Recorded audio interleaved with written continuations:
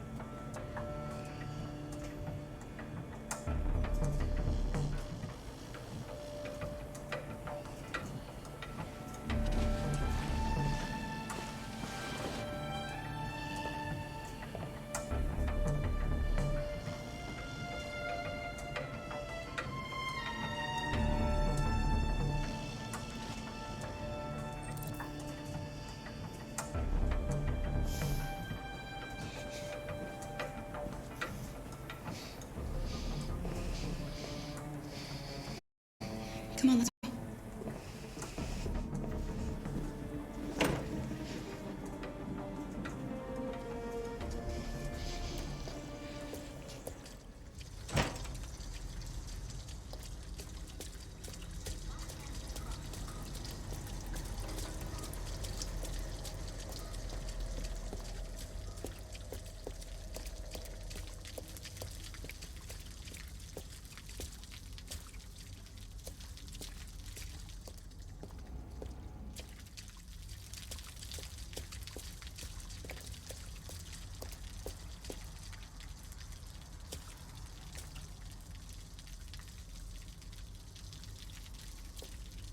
We're not going in? We have to find $40 and get rid of this uniform. Or go somewhere else.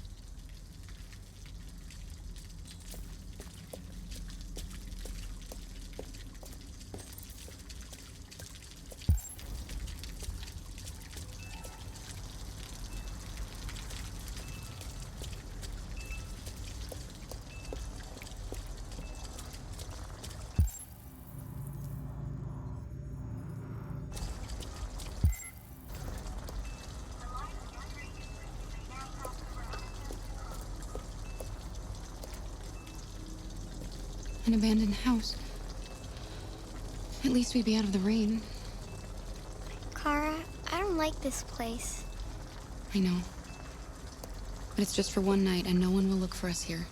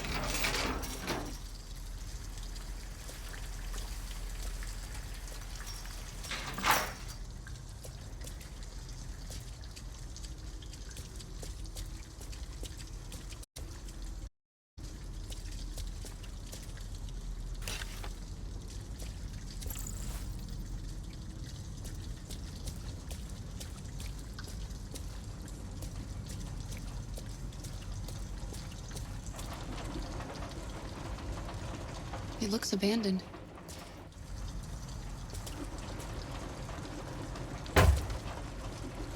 Stand back, Alice.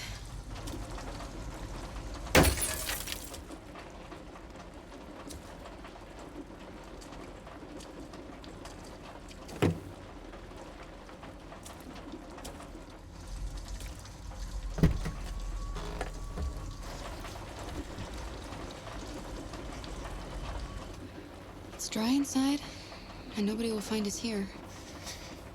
I don't want to sleep in there. Can't we find a better place?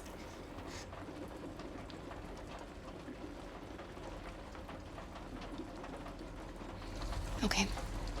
We'll find somewhere better.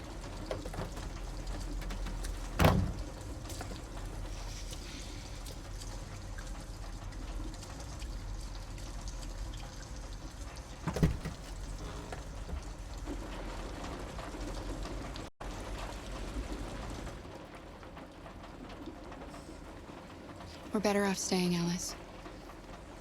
The important thing is for us to be safe.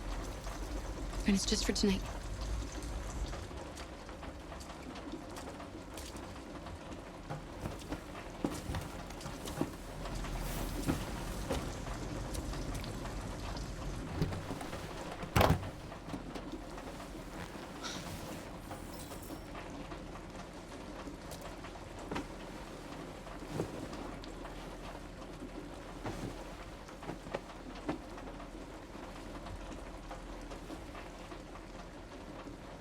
Why didn't he ever love me?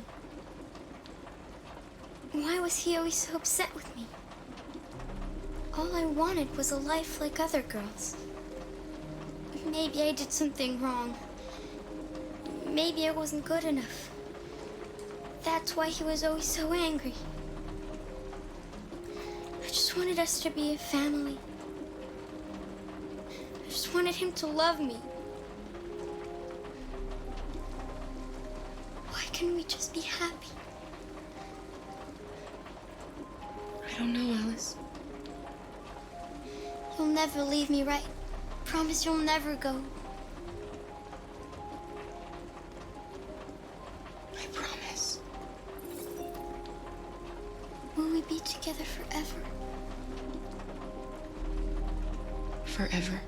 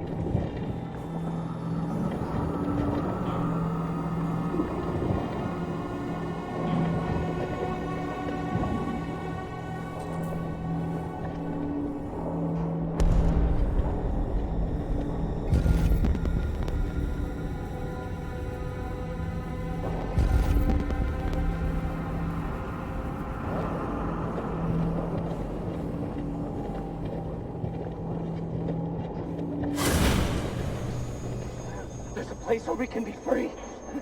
Find Jericho! Find Jericho!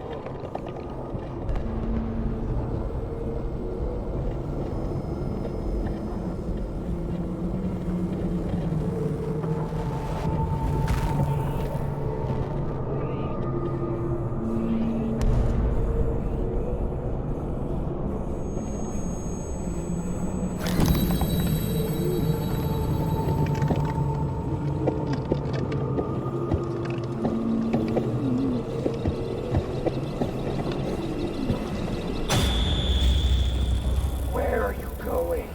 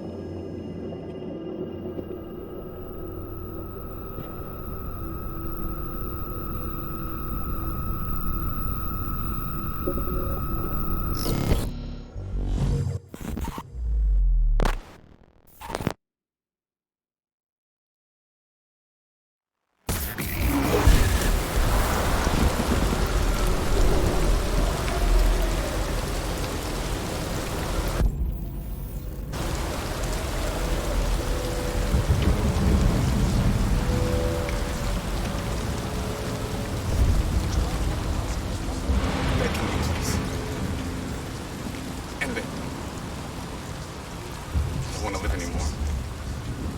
No, please. Don't leave me. Don't leave me!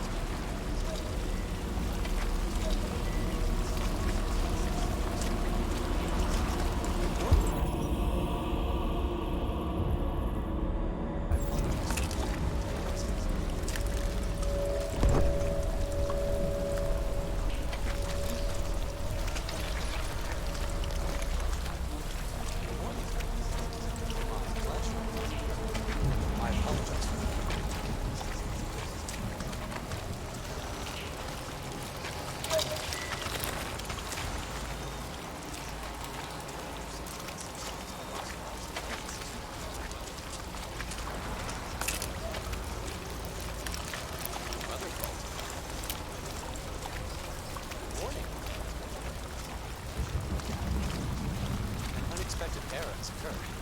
I apologize for any inconvenience.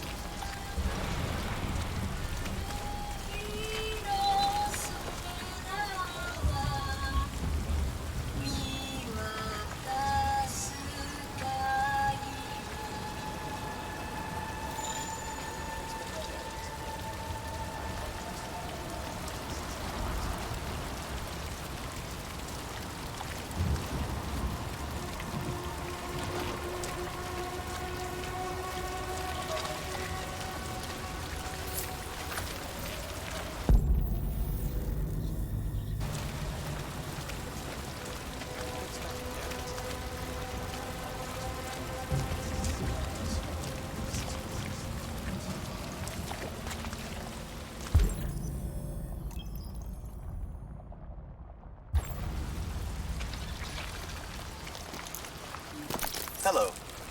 I'm an AK-700 android. I was designed to serve you. What can I do for you? My program has detected an anomaly. Please contact the nearest CyberLife Maintenance Center.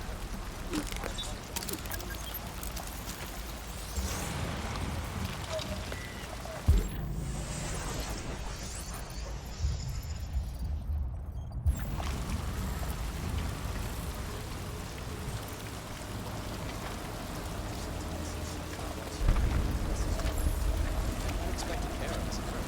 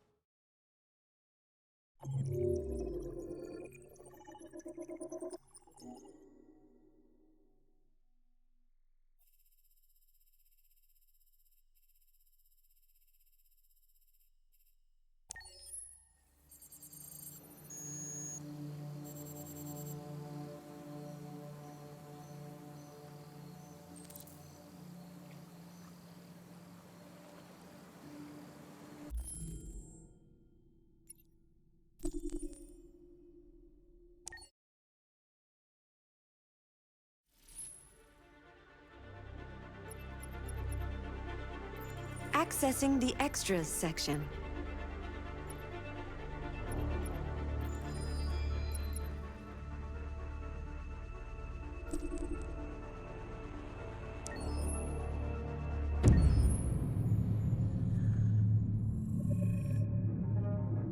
When David and Guillaume got back in touch about making Detroit, I wasn't terribly surprised they decided to make it because the fan response was so intense. So it makes sense that they would choose to do that after the enthusiasm.